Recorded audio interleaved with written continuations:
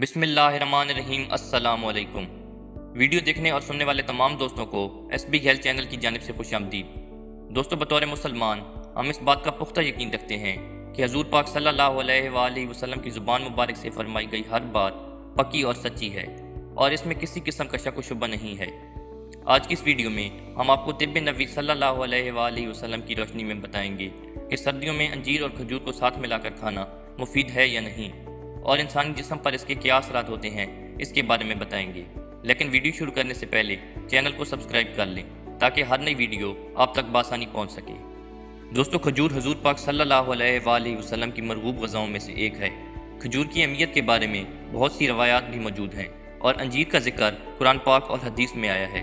دوستو، کھجور کو کسی بھی شکل میں استعمال کرنا، پھر چاہے وہ پانی میں بھگو کر استعمال کرنا، خشک کر کے چھوارے کی شکل میں کھانا یا پھر سادہ طریقے سے کھانا، ہمارے پیارے نبی صلی اللہ علیہ وآلہ وسلم کی سنتوں میں آتا ہے اور یہ سینکڑوں بیماریوں کے علاج میں مفید ہے۔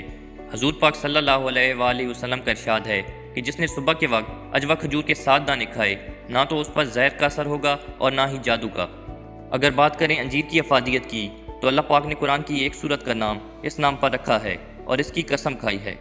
روایت میں ملتا ہے کہ حضور پاک صلی اللہ علیہ وآلہ وسلم کی خدمت میں انجیر کا ایک طباق پیش کیا گیا۔ آپ نے اس میں سے انجیر کھائی اور صحابہ کرام کو فرمایا کہ کھاؤ۔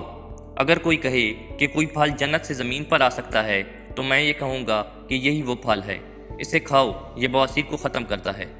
دوستو، اگر بات کریں انجیر اور کھجور کے فوائد کی، تو ان دونوں میں magnesium, copper, fibre, vitamin B اور بہت سے اجزاء موجود ہوتے ہیں۔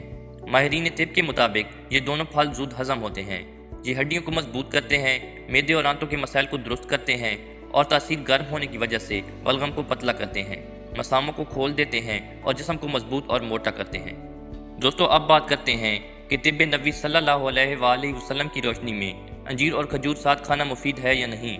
تو ڈاکٹر خالد غزنوی، جو کہ طب نبوی صلی اللہ علیہ وآلہ وسلم کے حوالے سے ماہر مانے جاتے ہیں، انہوں نے اپنی ایک کتاب طب نبوی صلی اللہ علیہ وآلہ وسلم اور جدید سائنس میں لکھا ہے کہ ابن قیم رحمہ اللہ نے نبی کریم صلی اللہ علیہ وآلہ وسلم سے ایک روایت منسوب کی ہے کہ جس میں حضور پاک صلی اللہ علیہ وآلہ وسلم نے انجیر اور کھجور کو یکجا کرنے سے منع فرمایا ہے، لہٰذا اگر ایک چیز صبح اور دوسری چیز رات کو استعمال کر لی جائے تو یہ زیادہ بہتر ہے۔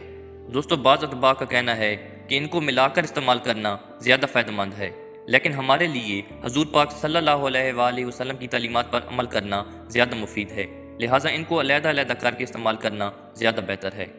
دوستو، آج کی یہ ویڈیو اتنے تک، ملتے ہیں ہیلتھ سے ریلیٹڈ کسی نئی ویڈیو میں، تب تک کے لیے اللہ حافظ۔